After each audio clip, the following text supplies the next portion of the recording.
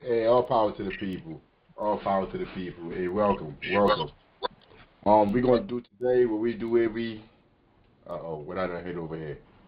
We're gonna do today what we do every Sunday. We're gonna go over the miseducation of a Negro. We're gonna listen to the audio. Yo, it's really important. Uh, it's really important for us now. Somebody just text me, not something. I saw the text message. He said because last night he put the parlay in, and Kyrie was the last leg of the parlay that was supposed to win us a couple of $100. He sent me a text saying Kyrie is effing ASS on God. And just now while I was talking, it takes my phone. I looked, and that's what I saw. Nah, but every week we listen to Miseducation of a Negro. We listen to the audio version of a chapter. I mean, because it's hard. The way the world that we live in today, it's hard to really sit down and focus and read. And the only way to understand and change our condition, the reality that we find ourselves in, is by understanding and knowing what those in the past have done. I mean, all the study that they have done and all the wealth and knowledge that they have accumulated to understand the society that we find ourselves in. And it's malpractice if you don't go back and study. So every we start the show off by listening to a chapter of Miseducation of a Negro. Today they talking about political education. That's crazy. Hey, yo, real talk. People often call a lot of people geniuses. But like the what makes a genius? Yeah, but geniuses are people that are able to see what's right in front of us that everybody else can't see, and they're able to explain it to us and get us to understand and also see it too. And this chapter right here is deep. It's talking about everything that we're going through right now with the political landscape, with the election. It sounds like he's here doing the election right now. I mean, but it's I'm without further ado, let me put it on, man, because I want to tell you more about Carter G. Woodson. And if you're new to this space, this space, we're not trying to get you to support anybody. We're not trying to get you to buy anything. We're not, nobody's sponsoring us to be here. We're Panthers, as you see by the Black Panther in the background. We're Panthers. And as Panthers, we believe the only way we can change our material conditions or change our is organizing the people, the community. What everybody say, everything that everybody else say, but actually doing it, actually putting in the work in the community to organize the people, to create institutions and build institutions to liberate themselves. That we don't talk about going to go vote for politicians because we see them as corrupt. We don't talk about stuff like that. That's not. We don't talk about financial literacy because financial literacy is not why people catching hell in the hood. That's not what it is. I mean, it's systematic. It's systematic from the top down. It has nothing to do with what you know or what you don't know, and because they teach you. I mean, but that's why we're here. That's the only reason why we're here to find and reach people that are willing to do the work to change the conditions on the ground. But let me put the video on. Carter G. Woodson, man, he was a real intellectual. Yo. Like, not only did he teach in America, he taught everywhere else. Taught in the Philippines, in Europe, and everywhere for like 40 years. Before he wrote this book, he had been teaching for I think at least like 30 years before he wrote this. And he said people kept coming at him, telling him to put the stuff he was saying into a book format. And that's why he decided to put all that knowledge over 30 years of working, of traveling all over the world. I'm talking about from working in coal mines to going to Harvard University. You just imagine in 1900s, 1890 something, what you call it, 1901, 2, 3, and a black person that goes to Harvard. And then they go out and put out this work that describes the reality that they're living under. I'm talking about put out work where, like back then, if you talk this way, hey, in some places they may kill you. If you talk about a society like this, in some places they would hang you. I mean, he went out and he put this work out, and it has lasted. It has lasted. I mean, all this. It's like when people talk about works of art, like they got to be able to transform generation to generation, transform societies, landscapes. This work is going to be 100, 2, 3, 4, 500 years from now, because it speaks directly to the condition that the people are going through, and it's using scientific means to do so. Let me put the video on. I'm gonna stop it a couple of times. I'm gonna stop probably like 3 times to talk about what he's talking about in there. Chapter 9, Political Education Neglected. Some time ago, when Congressman Oscar DePriest was distributing by thousands of copies the Constitution of the United States, Certain wiseacres were disposed to make fun of it. What purpose would such an act serve? These critics, however, probably did not know that the thousands and thousands of Negro children in this country are not permitted to use school books in which are printed the Declaration of Independence or the Constitution of the United States. Thomas Jefferson and James Madison are mentioned in their history as figures in politics rather than as expounders of liberty and freedom. These youths are not permitted to learn that Jefferson believed that government should derive its power from the consent of the governed. Not long ago, a measure was introduced in a certain state legislature to have the Constitution of the United States thus printed in school histories, but when the bill was about to pass, it was killed by someone who made the point that it would never do to have Negroes study the Constitution of the United States. If the Negroes were granted the opportunity to peruse this document, they might learn to contend for the rights therein guaranteed, and no Negro teacher who gives attention to such matters of the government is tolerated in those backward districts. The teaching of the government, or the lack of such instruction, then, must be made to conform to the policy of keeping the Negro in his place. In like manner, the teaching of Negro history in the Negro area has had its political significance. Starting out after the Civil War, the opponents of freedom and social justice decided to work out a program which would enslave the Negro's mind inasmuch as the freedom of body had to be conceded. It was well understood that if by the teaching of history the white man could be further assured of his superiority, and the Negro could be made to feel that he had always been a failure and that the subjection of his will to some other race is necessary, the freedman then would still be a slave. If you can control a man's thinking, you don't have to worry about his action. When you determine what a man shall think, you do not have to concern yourself about what he will do. If you will make a man feel that he is inferior, you do not have to compel him to accept an inferior status, for he will seek it himself. If you make a man think that he is justly an outcast, you do not have to order him to the back door. He'll go without being told, and if there is no back door, his very nature will demand one. This program, so popular immediately after the Civil War, was not new, but after this upheaval, its execution received a new stimulus. Histories written elsewhere for the former slave area were discarded, and new treatments of local and national history in conformity with the recrudescent propaganda were produced to give whites and blacks the biased point of view of the development of the nation and the relations of the races. Special treatments of the Reconstruction period were produced in apparently scientific form by propagandists who went into the first graduate schools of the East half a century ago. Having the stamp of science, the thought of these polemics was accepted in all seats of learning. These rewriters of history fearlessly contended that slavery was a benevolent institution. The masters loved their slaves and treated them humanely. The abolitionists meddled with the institution which the masters eventually would have modified. The Civil War, brought about by fanatics like William Lloyd Garrison and John Brown, was unnecessary. It was a mistake to make the Negro a citizen, for he merely became worse off by incurring the displeasure of the master class that will never tolerate him as an equal, and the Negro must live in this country in a state of recognized inferiority. Some of these theories may seem foolish, but historians even in the North have been won to this point of view. They ignore the recent works of Miss Elizabeth Donnan, Mrs. H.T. Catterall, and Dr. Frederick Bancroft, who have spent years investigating slavery and slave trading. These are scientific productions with the stamp of the best scholarship in America, treatises produced from such genuine documents as the court records of the slave-holding section itself, and these authors have rendered the public a valuable service in removing the whitewash which pseudo-historians have been giving to slavery and slaveholders for more than a century. In the preparation of Negroes, many of whom teach in the South, these biased Northern historians even convert them to such a faith. A few years ago, the author happened to listen to a conversation of Negro lawyers in one of our Southern cities, in which they unanimously conceded practically every contention set forth in this program of propaganda.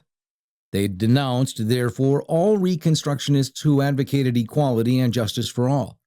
These Negroes had the biased point of view of the rewriters like Claude Bowers and had never been directed to the real history of the drama as set forth by A. Taylor, Francis B. Simpkins, and Robert H. Woodley of the New Southern School of Thought. These Negro critics were especially hard on Negroes of our day who engage in agitation for actual democracy.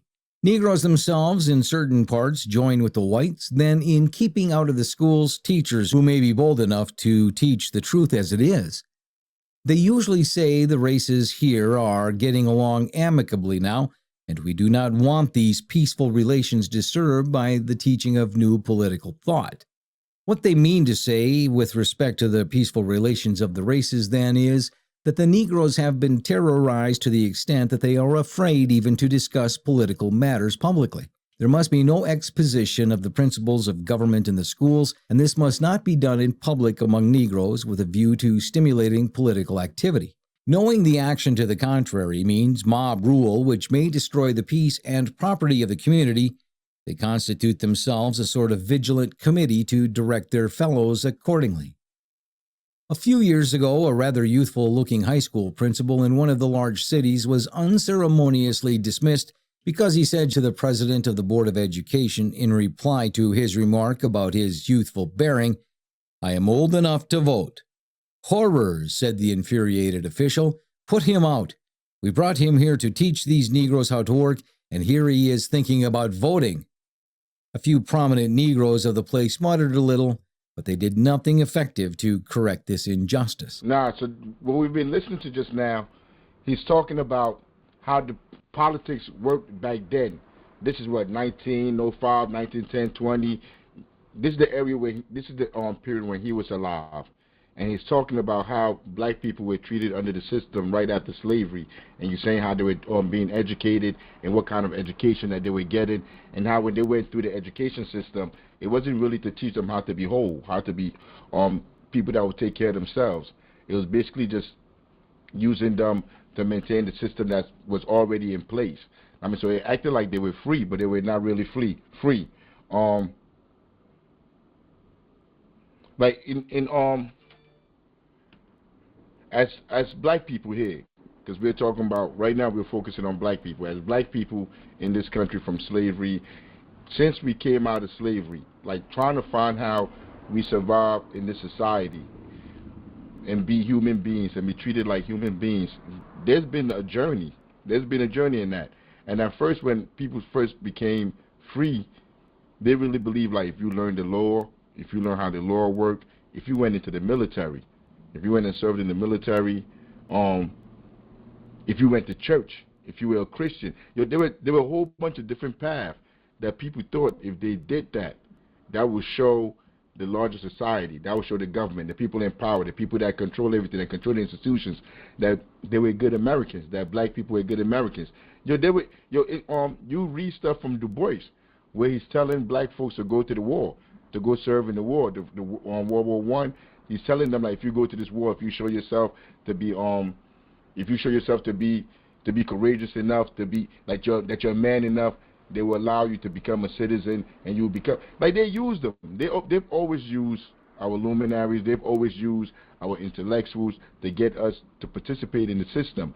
But even if you go back and read him, he was telling people to go into the military. Then it was also going to college. If you went to college, if you got a degree, but he's saying by doing all of that, none of that changes anything because the system is already cooked.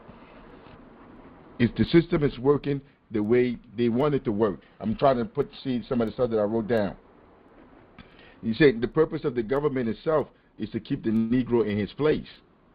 I mean, like that's what he was just saying just now. If you didn't understand what he was saying, and I urge you to go back, play it over, listen to it, and hear what he's saying. When I listen to this, I think about, because for almost 20 years now, I've been really involved in the whole political scene, on how politics work. I've gotten to work with different organizations, different people. And when I was listening to this chapter right here, the name that came up to mind was Brian Holman. Like I remember Brian Holman, he was a white dude. He lived over there by North Tech, over there by Essex County, in them little homes over there that they got over there. And I met him when was fighting against the school stop from them bringing in charter schools. And he was one of the teachers, one of the people that was organizing to try to stop them from bringing charter schools in. This was like '08, '09, '10. And he was a white dude, and he was like real revolutionary. Like, well, he thought it was real revolutionary. And every time he went to work, I mean, like every school he went to, he kept getting fired. Because when he went to the schools, he was trying to teach the children in there revolutionary stuff. Even though, like, that's not what the curriculum told him to do, he'll go in there with books. And I used to tell him, bro, like the character from the Boondocks, I used to call him an irresponsible white man. I mean, because that's what Huey called one of the his white teachers. I'm like, yo, you're acting like an irresponsible white man. Like, that's not what those institutions are there for. You're gonna end up getting fired. He got fired in Newark. He got fired in he got fired where?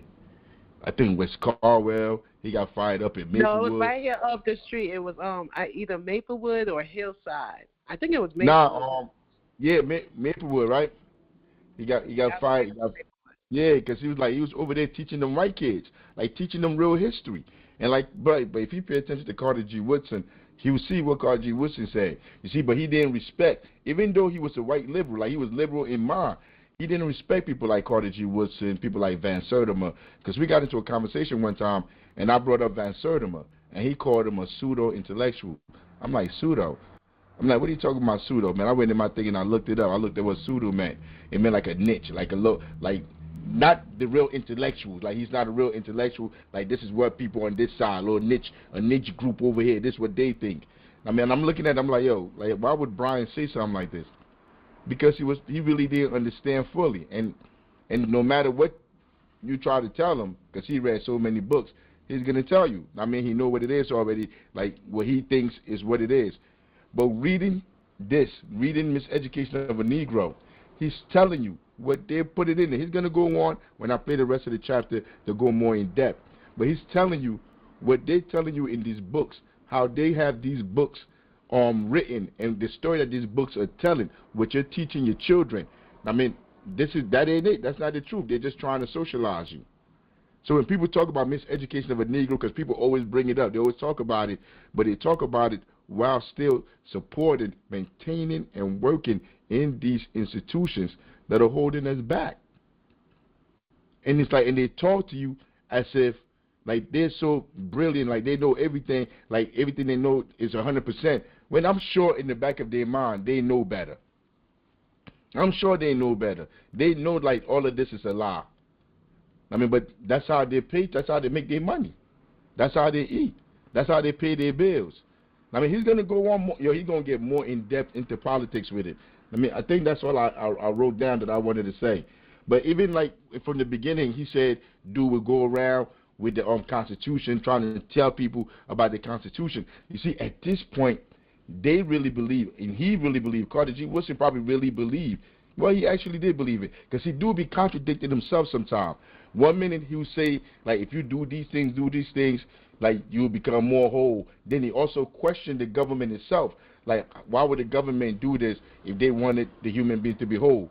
I don't know if he's being sarcastic or what, but you see the contradiction and you see the internal conflict within him by asking these different questions, that the answer is plain as day. And he even said the answer. Like, they went, these laws and everything that they did, from Congress to the education system, was not here to make us whole, to make us citizens. That's not how this system operates. But anyway, let me play the rest of it. Another youthful-looking high school principal in one of the large cities was unceremoniously dismissed because he said to the president of the Board of Education, in reply to his remark about his youthful bearing, "I am old enough to vote." "Horrors," said the infuriated official. "Put him out. We brought him here to teach these Negroes how to work, and here he is thinking about voting." A few prominent Negroes of the place muttered a little, but they did nothing effective to correct this injustice. In certain parts...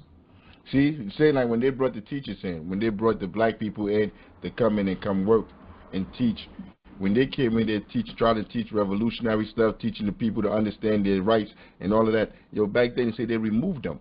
And then the other black people, the other professional that was there, they may murmur here and they may say something here, but they're not going to do nothing really to really fight back, because all they really care about is maintaining their jobs. therefore, the Negroes under such terrorism have ceased to think of political matters as their sphere. I'm sorry to stop it again, but you heard what he just said. Negroes under such terrorism. Terrorism. Yo, this is in the 1920s when he wrote this book. When he got all this put this information together, was in the 1920s, 1930s.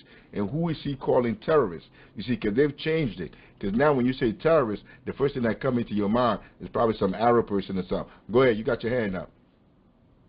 Yeah, we was just discussing this in the last week's show about the teacher that quit her job at a charter school, and she was talking about how that some, she understands that some people stay, but yet those people that stay don't say anything, and the injustices and stuff just go on. Nah, all power to the people. Nah, she's right. I mean, 'cause like this, they're afraid. They don't know, nobody want to lose their job. I mean, don't nobody want to go home and don't have the ability to pay their bills, so they're afraid. They don't know, they don't think, they don't know, or they're too afraid to look for a different way to be able to survive in the society.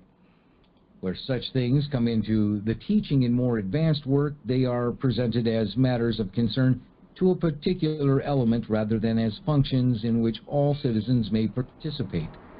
The result is that Negroes grow up without knowledge of political matters which should concern all elements. To prevent the Negroes from learning too much about these things, the whites in the schools are sometimes neglected also, but the latter have the opportunity to learn by contact, close observation, and actual participation in the affairs of government. Negroes in certain parts then have all but abandoned voting, even at points where it might be allowed. In some cases, not as many as 2,000 Negroes vote in a whole state. By special legislation providing for literacy tests and the payments of... Y'all know people don't vote in Newark right now. But that's what he's saying. He's saying that right there. He's saying back then they just stopped voting because they knew the whole game was rigged. They knew the whole system was rigged, so they were not participating in voting. It's not because people are stupid, because even now, they talk about people in the hood don't vote, because they know none of that stuff is going to do anything to change the conditions on the ground. They know the politicians are crooked. People inherently know already, and that's why they don't go. And he's saying the same thing in the 1920s. Taxes, their number of voters has been reduced to a negligible quantity, and the few who can thus function do not do so because they are often counted out when they have the deciding vote. The tests established for the restriction of suffrage were not intended to stimulate political education, but... You heard what he just said? They're often counted out when they have the deciding vote. They're counted out. Don't that sound like the electoral colleges? They do the same thing now. They do the same thing now. Bush won, and Trump won. Even though the majority of people did not vote for them. He's saying the same thing back then. They noticed the same thing. They saw the same thing going on back then. Nothing has changed. To eliminate the Negro vote by subterfuge. Negroes presenting themselves for registration are asked to do the all but impossible thing of expounding parts of the Constitution which have baffled high courts. But whites are asked simple questions which almost any illiterate man can answer.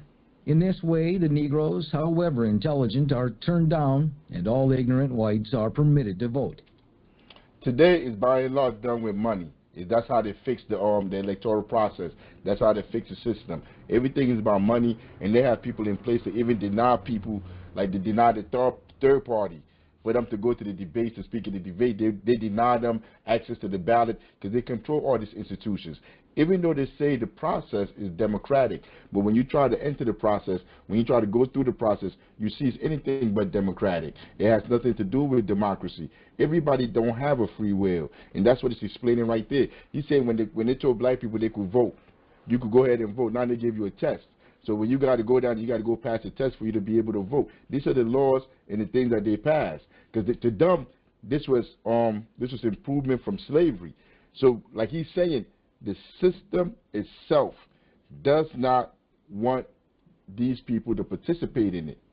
So everything that they do is like a fraud. It's like a scam. Like they're masking their true intentions. So after slavery, they say, yeah, you can vote, but you got to go pass these tests. The black people go in and take the test. They ask them, how far is it from here to Mars? When the white person go in there, they be like, what color is it on the light when it's time for you to cross the street? Like silly stuff like that. And he's saying like it doesn't even matter because like the white people like they don't really care. I mean they're good anyway. But the black people like this is nothing. Like this is not liberation. You're not free. You have no access. This is not a democracy. And that's what I get from what he's saying. These laws then have retarded rather than stimulated the political education of both races. Such knowledge is apparently useless for Negroes and unnecessary for the whites, for the Negroes do not immediately profit by having it, and the whites may function as citizens without it.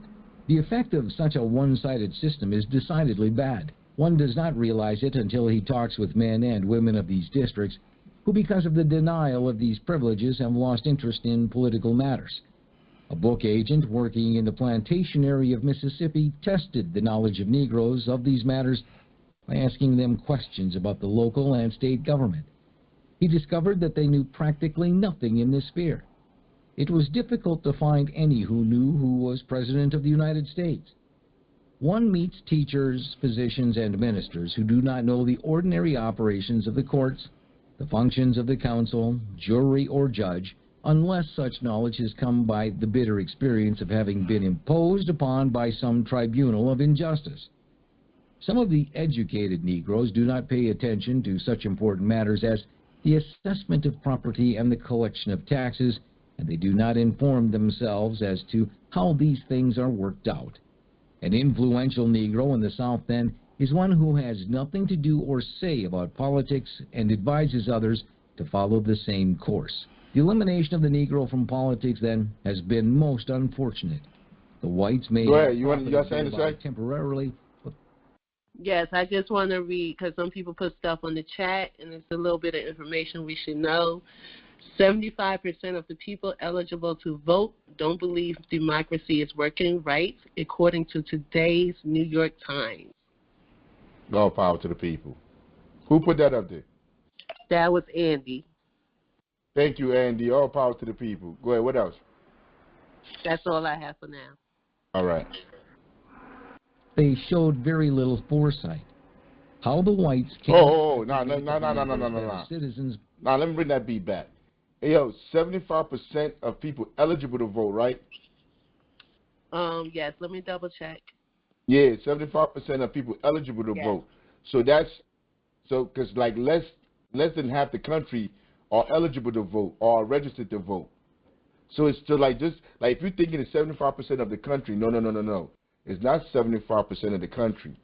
Less than half of the country are even registered to vote. Or I think like down to like 40% of the people are registered to vote. Just registered. Now 75% of those people that are registered, so like less than half of the people in the country, but 75% of them are saying what, patients? That they don't even believe in the system, right? Yeah, they don't believe democracy is working right.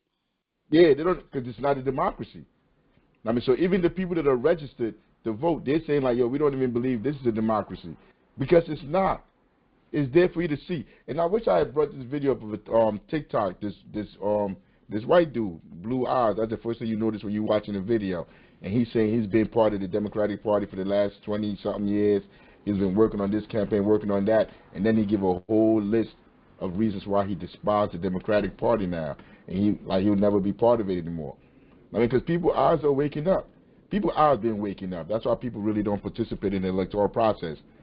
By leading them to think that they should have no part in the government of this country is a mystery. To keep a man above vagabondage and crime, he needs, among other things, the stimulus of patriotism. But how can a man be patriotic when the effect of his education is to the contrary? What little chance the Negro has to learn by participation in politics in most parts of the South is unfortunately restricted now to corruption. The usual stir about electing delegates to the National Republican Convention from the southern states and the customary combat that Negroes have with lily-white corruptionists are about all the political matters which claim their attention in the lower South.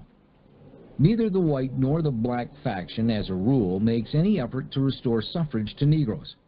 The objectivity is merely the control of delegates and federal patronage for the financial considerations involved.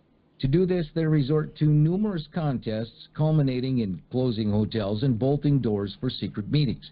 Since this is the only activity in which Negroes can participate, they have learned to look upon it as honorable. Large numbers of Negroes become excited over the contest and give much publicity to it on the rostrum and in the press as a matter of great importance. The methods of these corruptionists of both races, however, should be condemned as a disgrace to the state and nation. Instead of doing something to get rid of this ilk, however, we find the highly educated Negroes trying to plunge also into the mire. One of the most discouraging aspects in Negro life recently observed was that of a presidential campaign. Prominent Negroes connect... Right here. Right here. He's about to talk about the presidential campaign. He said one of the... Whatever he just said. Let me bring it back for a second. Let me bring it back. One of the most discouraging aspects in Negro life recently observed was that of a presidential campaign. Discouraging. Discouraging is the presidential campaign. And guess what he's about to talk about? What do you think is discouraging about the campaign? He's about to talk about everything that we're seeing right now. Sorry. You said what? Before you move on to the next point, I wanted to go back to when he was talking about the contests. So now it's not contests. They have these rallies and stuff. Like I think it was last night Kamala Harris had her Texas rally, and she got booed because they came to see Beyonce, not her. No, but that's exactly what I was about to bring up. That's what I was about to bring up. I was about to bring up Beyonce. No, but Beyonce, she had Beyonce go up there. Yo, who's the most influential person in the entertainer? Who are the most influential people? These are the people that they're bringing up to give them social credibility. Yo, they're not talking about policies to help people. They're not talking about stopping this, this slumlords. They're not talking about hiking up the rent. Yo, you know what our landlord told us? The landlord told us like, yo, so I'm not raising your rent this year. Like saying it like he doing us a favor, even though we are paying according to Rutgers, the crime report, according to what the professionals say. We're paying too much in rent anyway. We're paying way over that we're supposed to be paying. Yo, this dude gonna say to us like, yeah, I'm not raising your rent this year, like he doing us a favor. But the ability for you to raise our rent every year and it's not fixed is because the politicians allow you. No matter what politicians you put in there. But it's not that the politicians allow you. It's you buy them. The slumlords, the landlords, they buy the politicians to allow them to continue doing what they're doing. I mean, so it's like there's really no talking you could do with City Hall, with the council people, with any of these people to stop the housing crisis because they're part of it. It doesn't matter if you bring somebody else new to come in there and work. They're part of the system or they're going to push them out. They're going to fire them. The same thing he told you with that, with the guy that they brought in and he started talking about something, I'm old enough to vote. They're like, what is he talking about? What's this Negro talking about? We brought this Negro in here to tell the people to just go in and support whoever. He talking about getting people to vote. We brought him here to work, to get Negroes to work. And he ain't talking about voting. You'll get rid of him. And they got rid of him. It's the same thing out here. It's the same thing right now. Prominent Negroes connected with 3 of our leading institutions of learning temporarily abandoned their work to round up Negro votes for one of the candidates.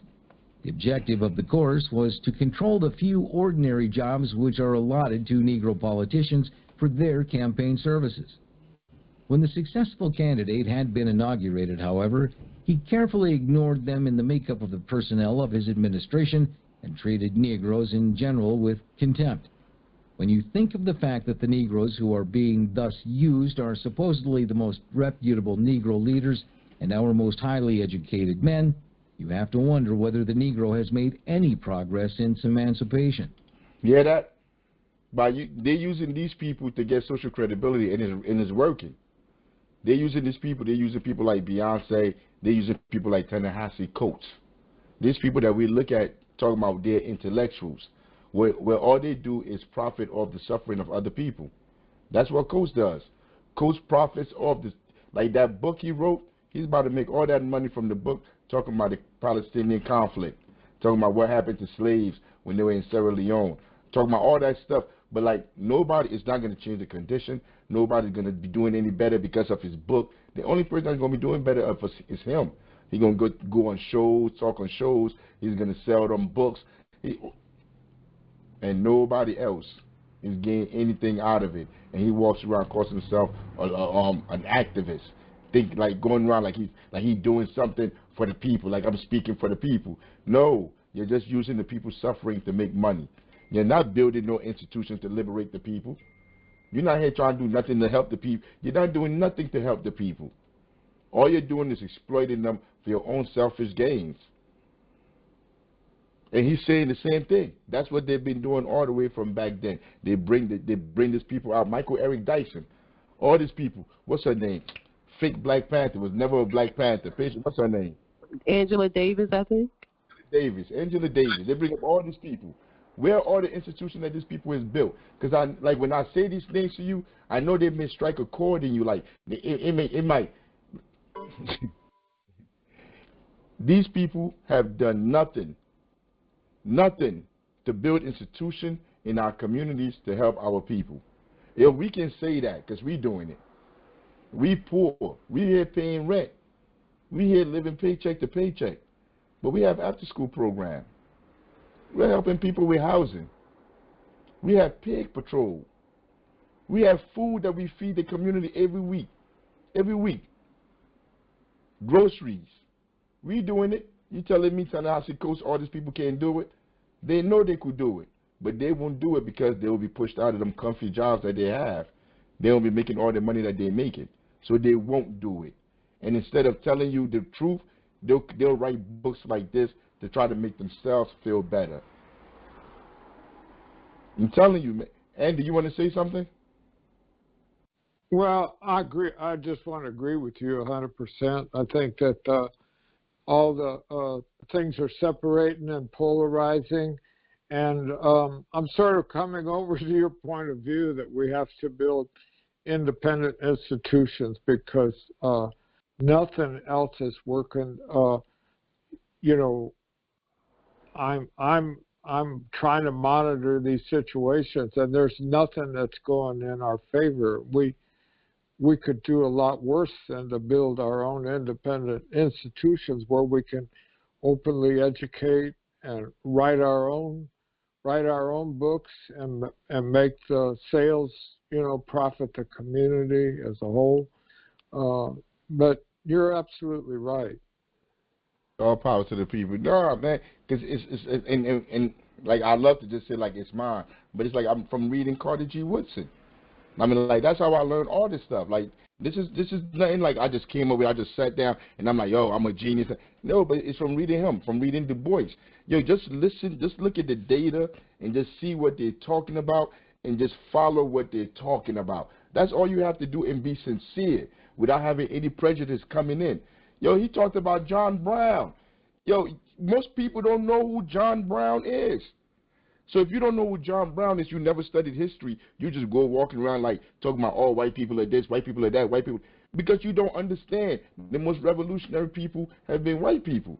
Yo, I name, even Ta-Nehisi Coates.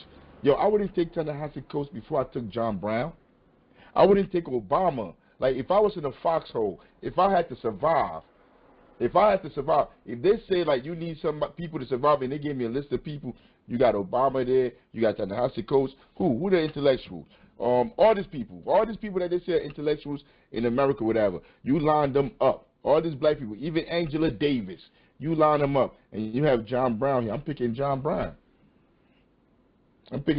John Brown dying. He went to war with the system, trying to eradicate slavery. He went to war with the system. He died. He gave his life trying to fight this system. The system that has employed Angela Davis her entire life. She has worked in these institutions. Angela Davis is an institutionalist. Cornel West is an institutionalist. All of these people are institutionalists that they tell us we are supposed to listen to what they're saying, and they bring them up for social credibility. I want to see what they're going to bring out Jay-Z on the last week, who they're going to bring out on the last weekend. I want you to think, who are the most famous people in America that they've given a platform to? The race is coming down. The election race is coming down to the wire. Next Tuesday is the election. So next weekend, who they going to give you for sweeps week? Because that's what they do on TV. Like, they bring out the superstars on certain weeks. Who they gonna bring out, yo? Who is bigger than Beyonce? Y'all think about that and somebody let me know. Because they're bringing that person out. The Democratic Party gonna pay them whatever they gotta pay them to bring them out. The only consolation one can get out of it is that they may not represent the whole race. In the North, the Negro... I can't stop from taking it. I can stop from taking it.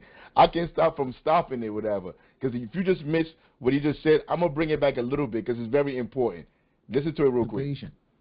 The only consolation one can get out of it is that they may not represent the whole race.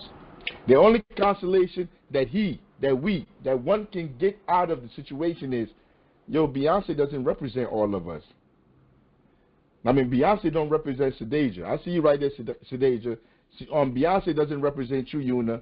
I mean, and I definitely know Beyonce don't represent Patience. I mean, like, all the people that I know in the community, Beyonce don't represent them. And he's saying that's the only good thing you could take out of this. Because, I mean, like, in that, you see there's a window. There's a window, there's an opportunity there. Those people that they don't speak for, that's who you speak for. That's who Panthers speak for. And he said those people that are there, that gives some hope. And that is what gives me hope. That is what gives us hope to keep doing the work that we do in the community. Because most people don't support these people. They're only put up there, propped up by the imperialists. And back then, it would be like the slave masters. That's who put them up there. That's who propped them up there. But we didn't prop them up. We didn't put them up there. And since, like, we didn't put them up there, the majority of us don't like them, despise them. Yo, that's our hope. That's our chance. That's the window that we have to step into to try to fix whatever's going on in our communities, to build institutions, to build them. Because once you build them, they will come. Once you're feeding people, they're going to hit your inbox. They're going to tell you to bring the food. When they have an issue, they're going to call you. When their children need to be picked up from school, they're going to call you. They're going to start to rely on you. You become the government. Because the people are relying on you, and you're coming through when they call you. When they're dealing with housing, and you come through. When the police bother and you come through. When they're starving and you come through. When they need after-school program and you come through. All of this stuff you keep showing. Then they're going to stop going to the government. They're going to start coming to you. Once you build it, they will come. Yo, the problem is, where you at? Where are those of you that are so tired of this system and you want something else? Yo, we here. When they say there's no revolutionary movement out there that's opposite from the status quo, man, that's a lie. We here. I know you don't see us because we're not platform for you to be able to see us. I know. But we here, though. We are here. If you want to join any group, like what we do this week, like we should start playing videos of what our daily life is out here. You should start playing videos. I'm telling you, when you see the faces on these children, oh my God, you can't help but fall in love. Look, there I go again. Let me play the. My bad. In the North, the Negroes have a better chance to acquire knowledge of political matters of a simple kind, but the bosses do not think it's advisable to enlighten them thoroughly. Negroes in parts are employed in campaigns, but they are not supposed to discuss such issues as the day as free trade, tariff for protection, the World Court, and the League of Nations. These Negro workers are supposed to tell their people how one politician seeking office has appointed more Negro messengers or charwomen in their service than the other, or how the grandfather of the candidate stood with Lincoln and Grant through their ordeal and thus brought the race into its own. Man, I got to stop it there, man. Bro, spitting fire, man. He's spitting hot fire right there, bro. Real talk. You said, like, I didn't even listen to Beyonce. I can't listen no more. I'm sorry. I'm supposed to be listen to this stuff, to be informed, to be able to tell y'all. But it's like, it's so much of this stuff that I could cram and listen to, so much of this garbage I could listen to. But he's telling you, when she went up there, she didn't tell you. Beyonce didn't tell you how the slumlords are illegally taking people homes. She went up there to tell you that Kamala is black, and Kamala went to a HBCU, and her parents were in the Black Panther Party. Yo, that's what he's telling you in 1920s before he never even met Kamala. Hold on, Chairman, hold on. Her main message was that she's a woman and she has daughters and she needs to protect women's rights, because that is all that they can speak to right now, because nothing else, they can't do nothing else for the people. All power to the people. No, that's true. And he's telling you that in the 1920s, that's all they have to offer you. Women's rights. Women's rights. If you were so worried about your daughter, women's rights, why come the party that you support, the people that you support, Kamala Harris, the Democratic Party, when they came in, they had all branches of government. Why didn't they put into law that abortion was legal? Why didn't they codify it? Why didn't they? When Obama came in with all three branches of government, why didn't he do it? Because that's what they're going to keep holding over our heads, telling us like this is the things we need to support these people because they're going to do this and never do nothing. They've done nothing. People still catching hell. People catching more hell now than they ever caught, ever. There's only one group of people that's eating. The people that tell you to go vote for these people. And Carter G. Woodson is about to talk about that right now. He's about to talk about it right now. Another important task of these Negroes thus employed is also to abuse the opposing party, showing how hostile it has been to the Negro while the highly favorable party was doing so much for the race. Bruh, isn't that what they do with Trump? Trump is a racist. Trump is a that. Trump is a that. Trump is this. Trump, I'm so afraid. Trump is that. As if Kamala did not have evidence of people on death row. As if Kamala didn't lock up mothers because their children missed school. I showed the video last week. The mother and the daughter, the daughter had sickle cell. She's like in her 20s now. But when this was going on in 08, 09, 010, 13, when this was going on, she was a kid. And she's saying like, because now she's like, she had a stroke. So like half her body is paralyzed. And she's talking about how she couldn't go to school. She couldn't attend school because she was in the emergency room. She was in the hospital. And Kamala Harris locked her mother up because she couldn't go to school. Even though the school knew that this girl was going through this trauma, all these things. Yo, I'm telling you, these people are diabolical. These people are savages. But they're not going to tell you about all of that about Kamala, how she never prosecuted nobody for the housing crisis. That took all people homes when she was the top cop over there. Yo, Beyonce not going to go on there and tell you. She's going to tell you about the other side. That's what Carter G. Woodson just said. Let me play this. The course of these bosses has been interesting. At first, the white man used the Negro leader by giving him a drink occasionally. The next step was to give him sufficient money to set up drinks in the name of the white candidate. When drinking at the expense of the candidate became too common, the politicians fell back on the distribution of funds in small amounts. When this finally proved to be insufficient, however, the politicians had to go a bit further and provide Jim Crow jobs in certain back rooms with the understanding that the functions of the so-called office would be merely nominal and the incumbents would have no close contact with white people. In this stage, the Negroes find themselves today. The undesirable aspect of the affair is that the Negro, in spite of the changes from one method of approach to that of another, is never brought into the inner circle of the party with which he is affiliated. He is always kept on the outside and is used as a means to an end.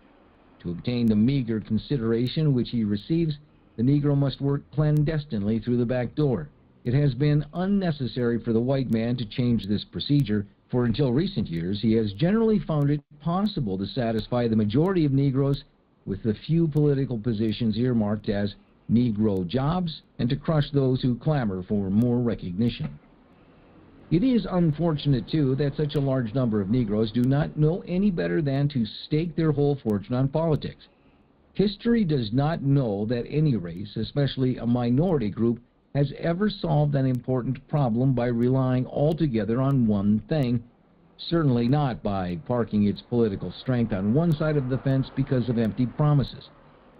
There are Negroes who know better, but such thinkers are kept in the background by the traducers of the race to prevent the enlightenment of the masses. The misleading politicians are the only persons through whom the traducers act with respect to the Negro, and there are always a sufficient number of mentally undeveloped voters who will supply them a large following. Even the few Negroes who are elected to office are often similarly uninformed and show a lack of vision. They have given little attention to the weighty problems of the nation, and in the legislative bodies to which they are selected, they restrict themselves as a rule to matters of special concern to the Negroes themselves, such as lynching, segregation, and disfranchisement, which they have well learned by experience. This indicates a step backwards for the Negroes who sat in Congress and in the state legislature during the Reconstruction, worked for the enactment of measures of concern to all elements of the population, regardless of color. Historians have not yet forgot what those Negro statesmen did in advocating public education, internal improvements, labor arbitration, the tariff, and the merchant marine. They're all power to the people. But like, there's nothing I could really add to what he already said. You already know. Y'all know that. And it's like, and it's a perfect segue to what we're about to talk about right now. This week, General Secretary, when was it? When did they go out there? When did the police go out there and make that statement against them? I believe it was this past Wednesday. This past Wednesday? Yes, it was during city council meeting. The 22nd or 23rd. It was a Wednesday. Let me play this. Let me play this first. For those of you who don't know me, my name is John Crystal. I'm a captain with the Newark Police Department and president of our Superior Officers Association. These are the officers from the Newark Police Department. They went out there to go talk about a gentleman that heads one of the organizations that the mayor funds. Remember how we were just listening to Carter G. Woodson, and he's saying they give these people beer, and after a while, when the beer, when the drinks, when all this stuff, when they want more, you got to start giving them jobs and stuff. So that's the stage that we're in now. We're still in that stage. That's the same political stage we're still in. You bribe these people by giving them jobs. You get these people to be loyal to you by giving them jobs. Like, can't nobody deny that. Because if they wasn't working for them, they wouldn't be supporting them. I mean, this is not being inflammatory or I'm saying something that's out of hand, whatever. But these police officers are there to tell the city council to give money to the wife of a dead police officer, and they're saying the city has been refusing to pay her the $18,000 while they have funded this organization in the community that's supposed to be helping the community or helping anti-violence, but the leader of this organization is a cop killer. That's what they're saying. They're saying the leader of the organization, they're saying Tut is a cop killer. They even have the black officer that went out to go arrest Tut, because you know the black cops think like they're doing he think he's honorable. He's gonna come here speaking. He's not ashamed to hide his face that he a cop in our community. He's not afraid. He thinks like this is a good thing to work for the system, to oppress our people. Like, it's been made by this class of people that it's okay to do these things. So I'm gonna play this, and I want you to hear them before we go on to the rest of it.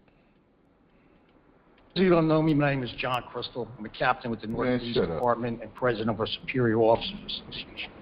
What I'd like to bring to your attention, we have a Sergeant Kenneth Brown. Call him Kenny. January 21st of this year, he succumbed to 9/11 related cancer. He had lung cancer, and he passed away. He was also a decorated Marine who served his country in Desert Storm. Well, upon his death, according to his time records, he had 87 accrued vacation days. But when he went to get paid his estate, his wife, the Office of Management and Budget, that Darlene Tate and Walter Melvin took off, reduced his vacation to 52 days. He was owed an additional 35 days. Now, under state statute, under NJSA 40A 14137.1, it authorizes the governing body of any municipality having a paid police department to pay upon the death of a member in good standing all accrued vacation time. So we filed a grievance, and we're trying to get this matter resolved. For his wife, he has a wife and a teenage daughter, and he's entitled to accrued vacation time.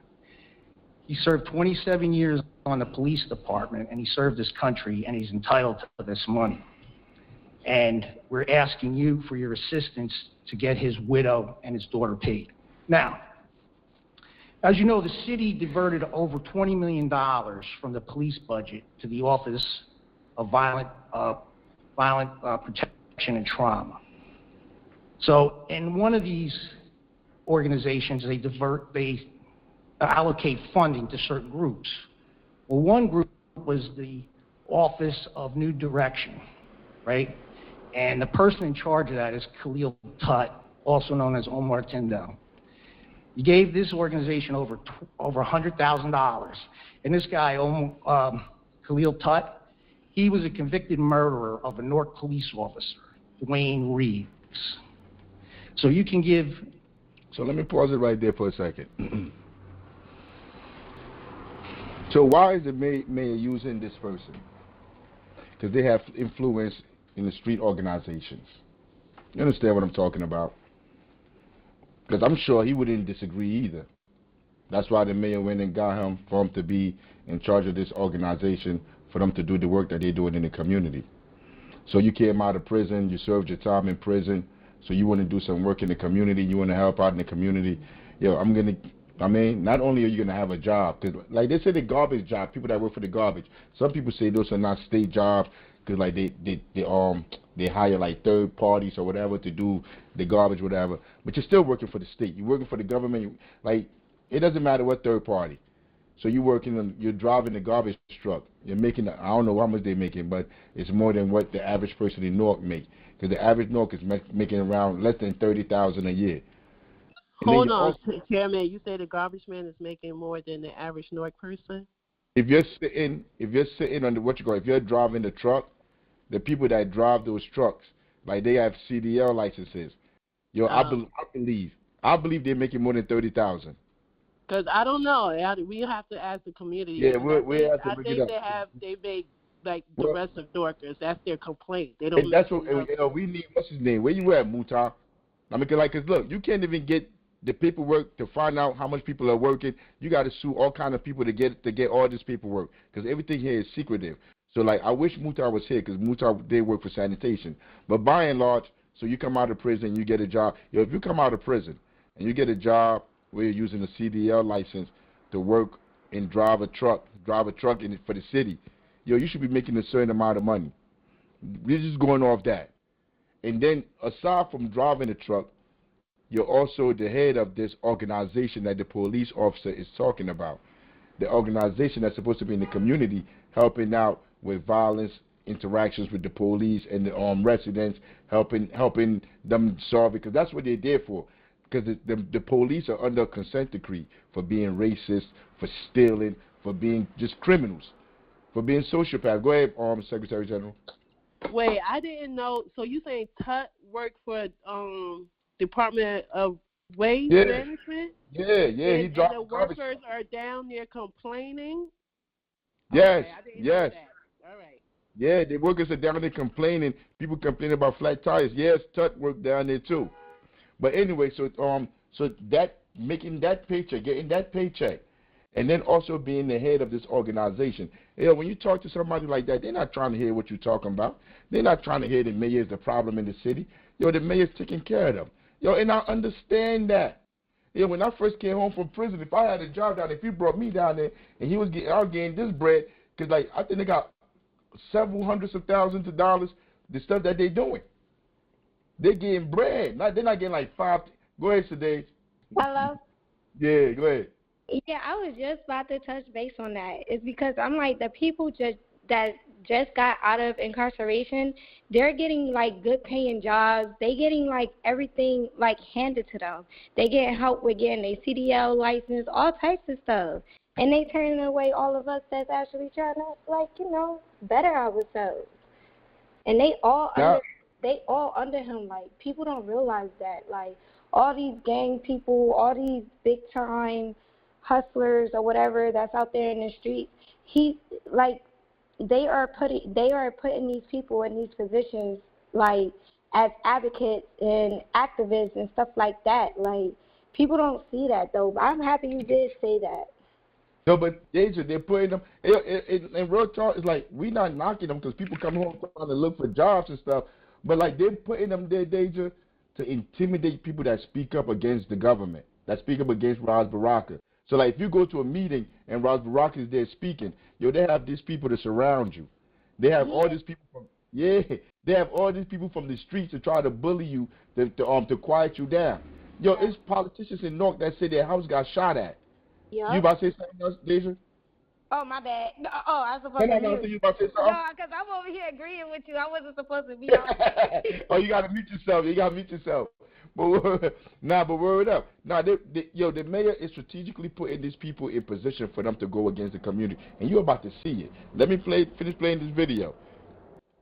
The city can allocate over $100,000 to a cop killer organization, but the 35 vacation days, it comes out to roughly $18,347. He can't give his widow that money. And that's why we're asking you, the city council, to assist us in getting Kenny Brown's widow paid. We later learned that this council approved monies and increased funding to the Office of Violence Prevention and Trauma Recovery, also known as OVP. OVP advocated more than $100,000 for a group called New Direction. New Direction reportedly is a high-risk intervention and conflict resolution group, whatever that means. New Direction is also part of the Brick City Peace Collective and other groups like North Community Street Team, which is also part of the Brick City Peace Collective. High-risk intervention, whatever. So they're in high-risk areas, and they're intervening with the conflict that's going on in the high-risk area. Now, if you brought them up here to talk to you, they'll tell you like they go to communities and like between gang people that are in gangs, and they like talk to them and try to squash those beefs. I mean, that like they go to the youth house, go to the jails, and they speak to the kids and they talk to the kids and stuff.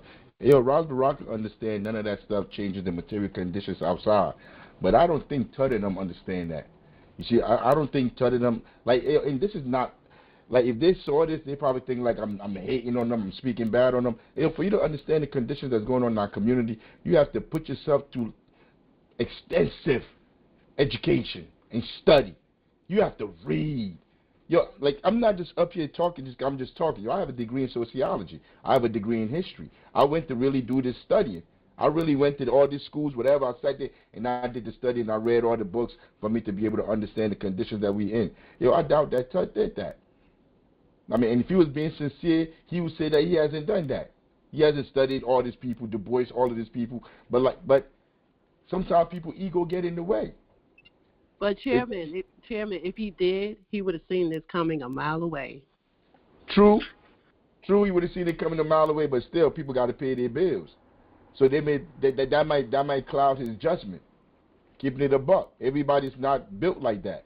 I mean, and most people, and the way that we grew up, because we talking about Carter G. Woodson, and he's saying how these institutions have socialized people to be.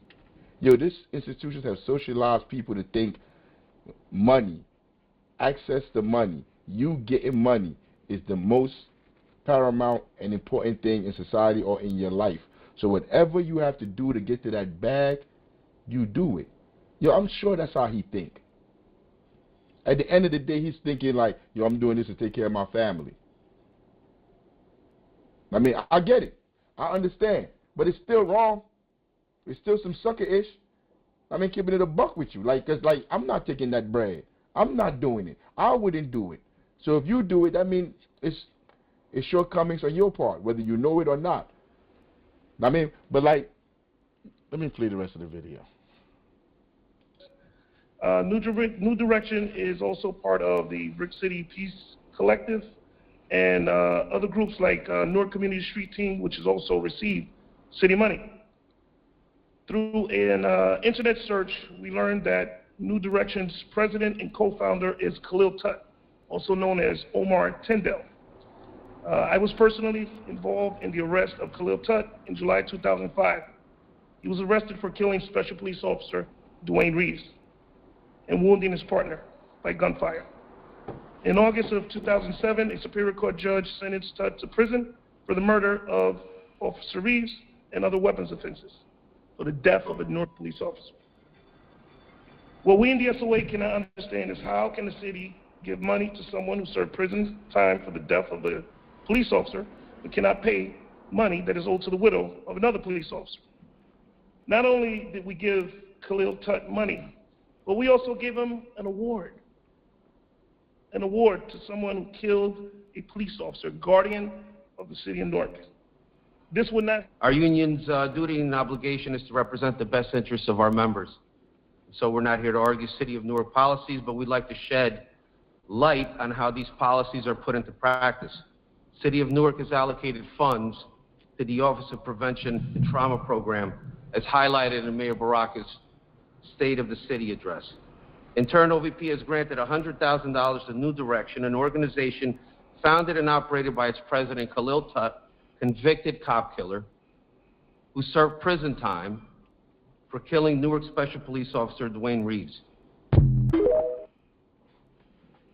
All right, so I showed you all of that because I want to show you something else. Because, like, when I first met Tut, this is my first time meeting Tut.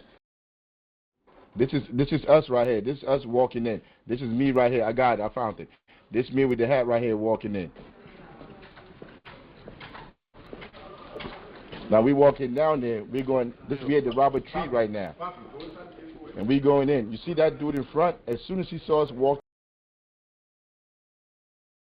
to the door to get in, he started walking in front of us, and he started to make calls to let the other police officers know to stand at the door and not allow us in. That's what he's doing. The one that's in front of Zulu right there. That cop. See, the other cops met him right there. These are two other cops. I mean, all of this, what they're doing is illegal. This is the intimidation to try to stop us from voicing or speaking to the people or saying what we need to say to the mayor, who is a politician that's supposed to work for us, for the residents. So we walked there. You see the cop right there? Like, why are they looking at us like that? Everybody's going in. You see all these people going in?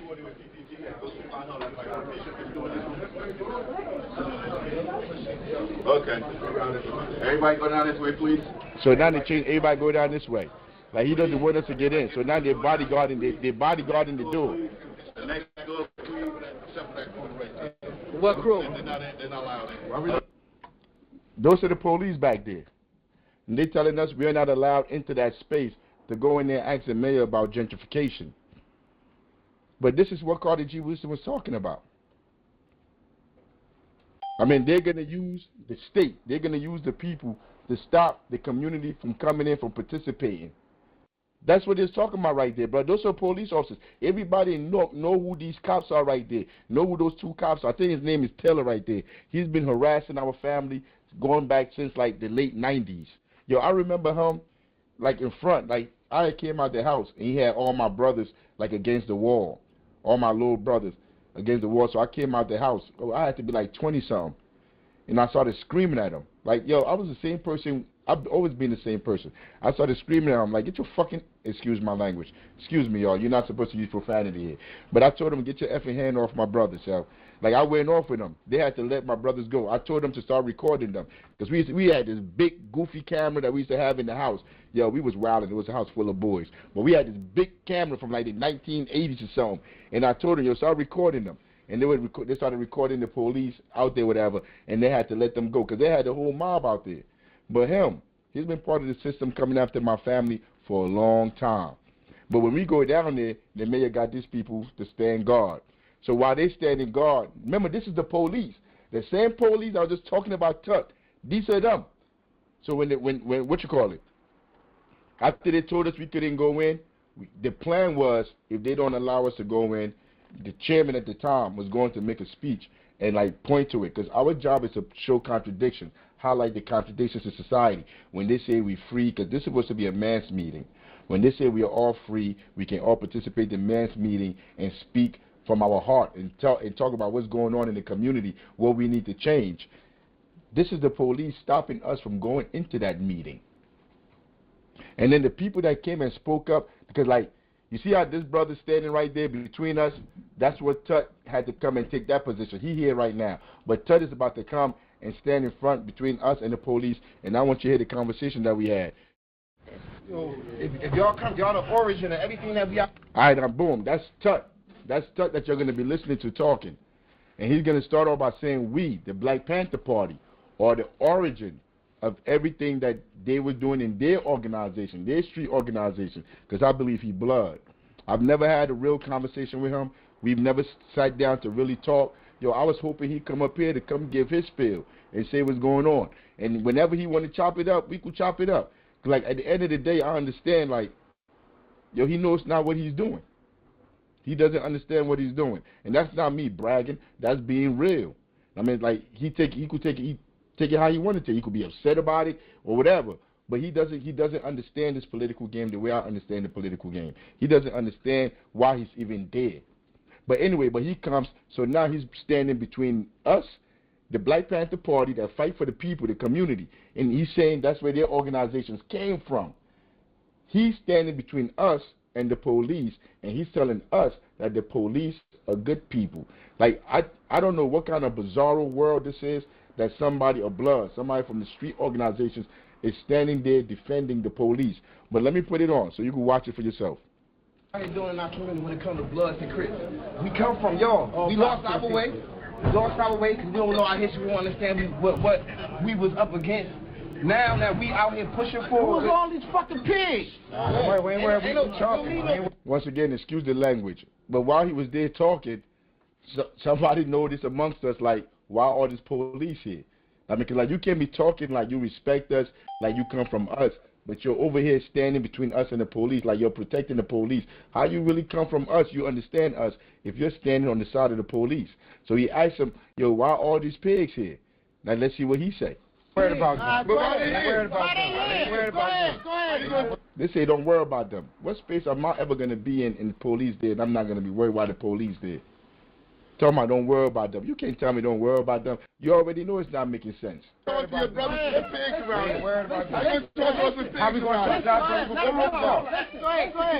Yeah, we listen. Because you listen about the phones. So, all right, so look, you call him the black brother right here, right? I got a uniform on the pig. He's still a pig. Right. All right, so did he ever oppress you? Yes, he did. Him? Yes.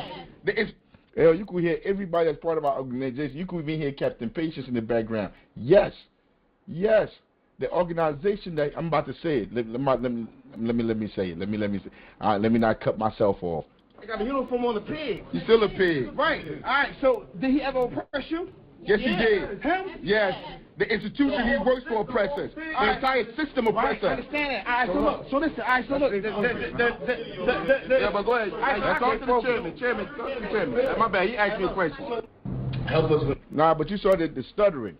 Because you can't really refute that. You can't refute the truth that the institutions is the one that's against the people.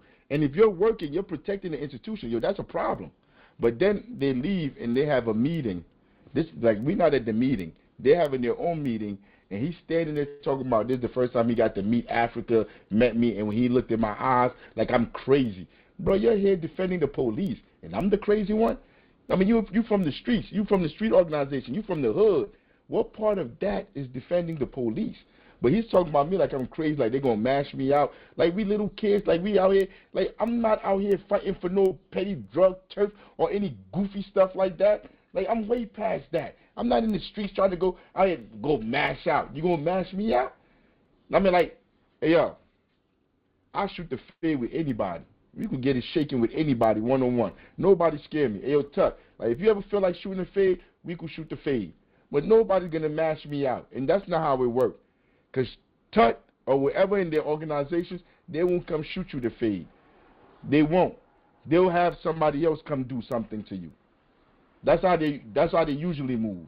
But you're about to hear them. Let me play it. Because people be thinking like, yo, when you do this activist work, yo, ain't nobody get paid around here. All these threats, all this stuff I'm dealing with these people, don't nobody pay us. Don't nobody pay me. I mean, but you got to deal with all of these things. Let me play it. Not mental health. Because them guys got stuff from mental health issues too that do African. They don't really got it. Like, I've seen it. African. I'm suffering from mental health. That's what he just said. Like, them guys and them African. You don't even know me. He never met me, never had a conversation with me, never did nothing with me. We never broke bread. You don't know why I think the way I think. You don't know the books I read. But you're sitting there in a room with all the acolytes, and you're talking about me. Talking about me as if you know me. Hey, system oppressor. I had to bring it back. I'm just let the whole thing play. Yeah, but go ahead. Chairman. My bad. He asked me a question. help us with our mental health. Because them guys got suffering from mental health issues too that do African. They don't really got it. Like, I seen it in them. They minds messed up. They're now paying more attention to him because we just had his hands off him. So now he more on our radar. You know what I mean? But I don't want to look at another black man as an opposition. We want to try to get an understanding, because we don't get an understanding, we're going to have to crush on our own people when we do that. You know what I'm saying? Yeah, I did laughing. Yo, yeah, they laughing back there. We're going to have to crush on our people. I'm not your people, yo. I'm for the people. You're not for the people. You work against the people, bro. Real talk. That's not me lying. You work for the government. You work for Ras Baraka. Ras Baraka works against the people. That's why y'all say stuff like mental health. Goofy stuff like mental health. You know how people's mental health is messed up? Because they're getting kicked out of their homes. They're being sent in the street. Yo, make somebody homeless. Let's see how well their mental health is tied together. You see, but that's the stuff that he'll come out and spew out of his mouth, or he'll regurgitate, because that's what he hear from the mayor and them. That's what he hear from the council people, all these people that he around. These politicians that he around that offer no solutions to change the condition of the people. This is the rhetoric that they spew. Mental health. Mental health. Man, don't nobody care about no mental health. I care about having clean water. I care about not being kicked out of my house illegally. That's what I'm worried about. I'm worried about going to the store and buying food so I can eat and survive. Yo, when I can't do none of that, then I have a mental health problem. And then you come over here talking about you want to treat my mental health. So you treat the mental health. But then I still got to go home and sleep outside. Yo, you're weird. You're weird. I mean, just the stuff that you're saying is weird and goofy. It makes no sense. The only people it makes sense to is the people that are getting paid or in that circle trying to get money. Because they'll condone all of that behavior.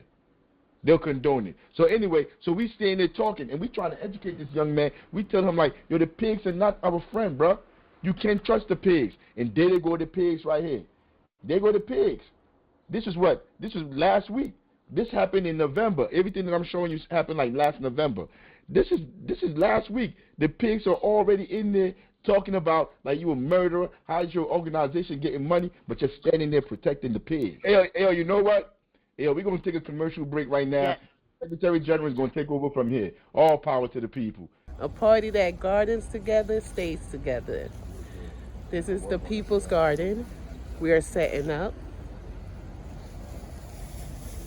From help of our good friend, Sergio.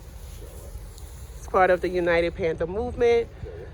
The United Panther Movement are those who believe in our 10-point program, which is basically providing services to the community. Free breakfast program, free food program, free health clinic. Help if you need housing assistance, if you fight in slum lords. We patrol our city, pig patrols, and we have programs for the kids, after school programs, summer camps. We do all of this because we understand the importance and the needs of the people. So we're planning the community garden. This is the garden for the people. But we need help. We need help from you guys. So join the United Panther Movement. Wait, do I put this in there? Ouch. Put in there. I put Does everybody have a cup? I got a cup. Everybody's got a cup. Oh, I can get a cup? Yeah, grab a cup. Just put it right in. And that way you'll know. You know, that's yours. That's got your carrots on it. This is sweet potato. Who works some more? You need space to jump rope, bro. Turn this way. All power to the people. I'm General Secretary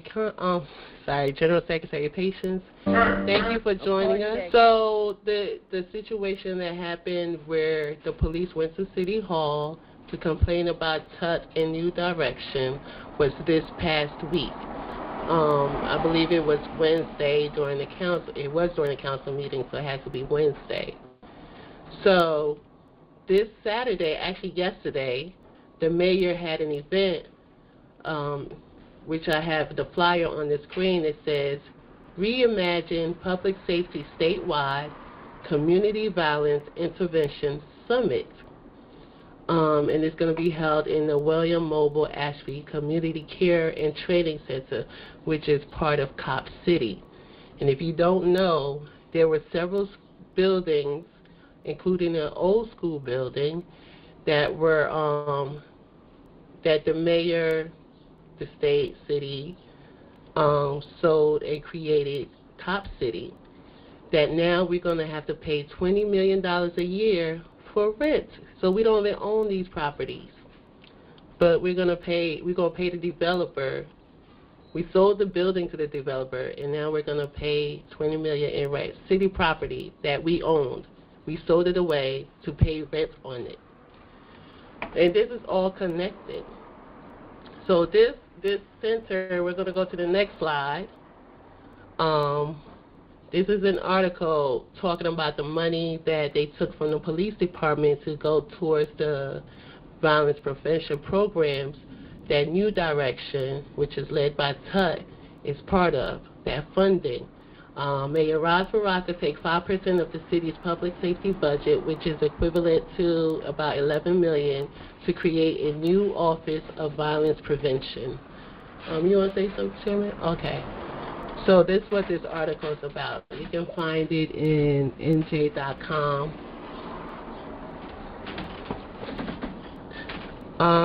So I'm going to go to the next slide.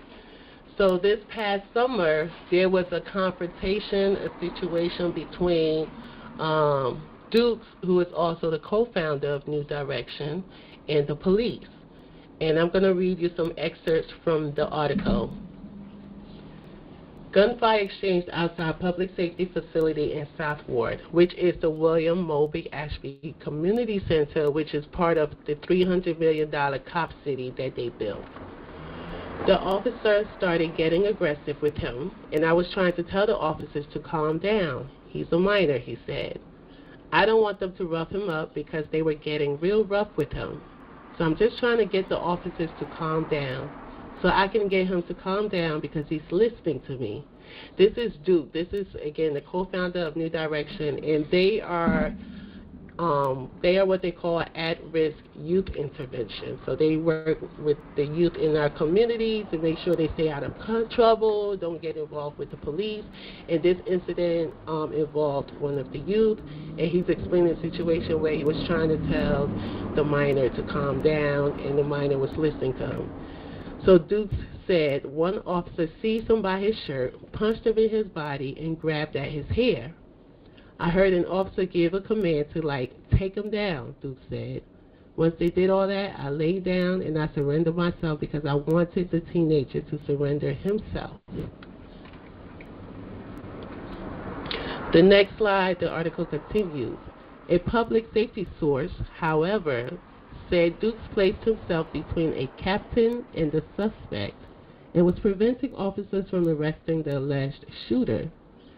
When the officer went to grab him, he pushed the officer off, and that's what caused them to put him to the ground, according to a source, who declined to be named due to a department policy prohibiting personnel from speaking with the media. So even in the language when they talk to the media about our people, Dukes is telling us that he was trying to, save a minor, help a minor. This officer immediately calls him a suspect. Because that's how they view our people. No matter what we're doing, we could be walking down the street, we're a suspect. So this is the video of what happened. Somebody was able to capture, so I'm going to just let it play.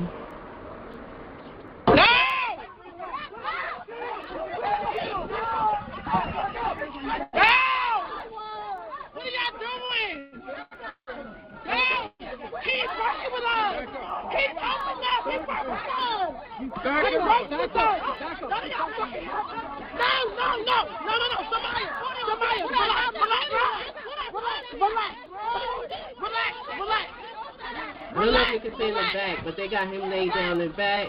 They're arresting him. Hold him up. So now we go to the next slide.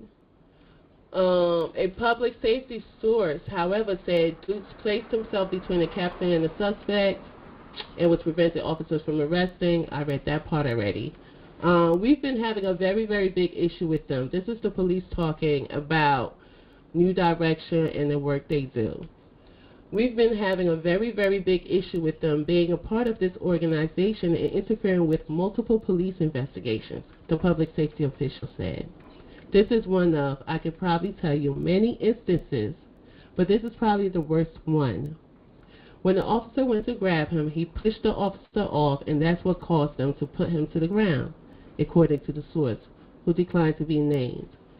Now, from my understanding, the way their organization works is to have programs for the youth and prevent these interactions that most times turn negative between the people and the police, the youth and the police.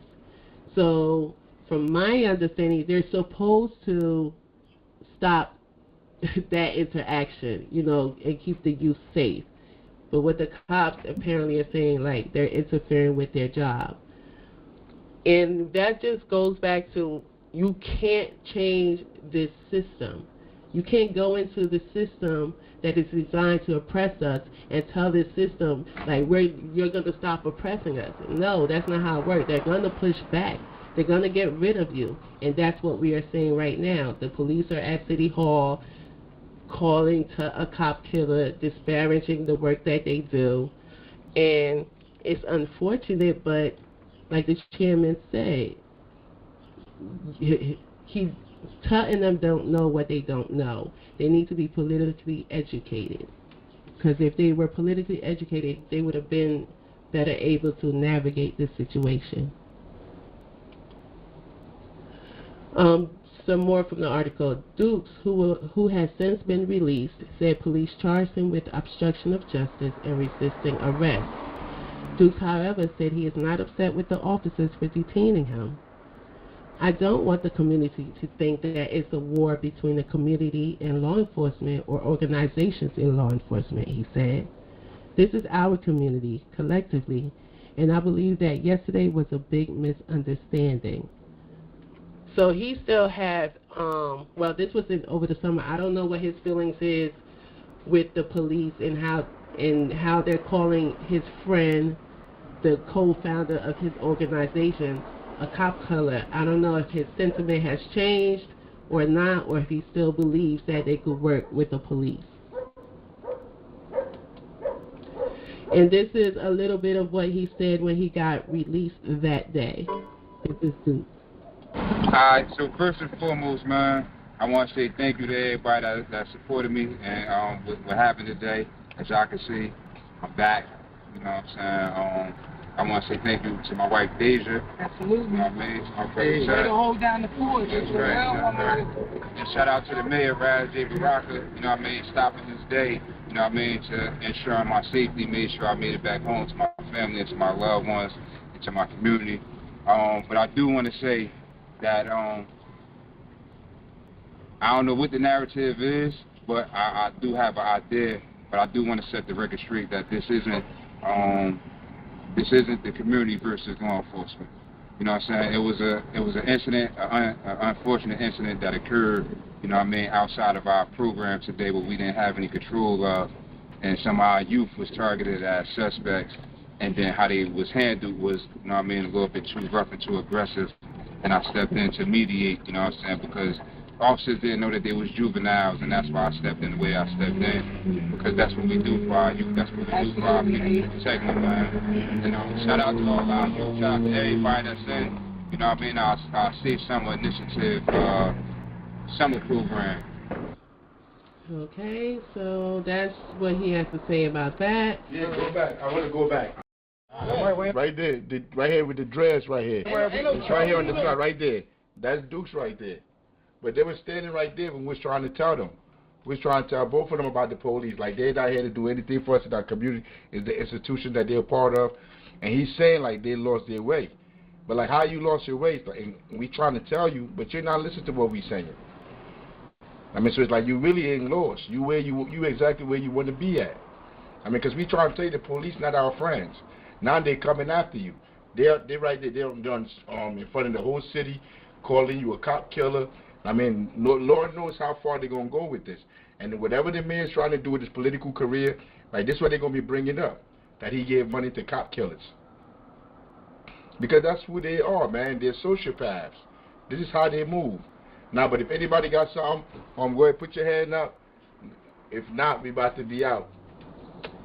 So, if nobody has anything else to say, let me see if there's anything in the chat that we didn't cover. I could share whatever we have in the chat. There's a New York Times article in the chat that discusses those that are registered voters and how they feel about democracy. So if you want to check it out, go in the chat right now and copy that link. So Deja say this book is empowering. Thank you so much for being here, for joining us. Andy with another. The amount of money it takes to divide and conquer the people is way less than the amount of money it would take to bring justice. Anybody else would like to share anything? If not, thank you for joining us, and we'll hope to see you next Sunday. All power to the people.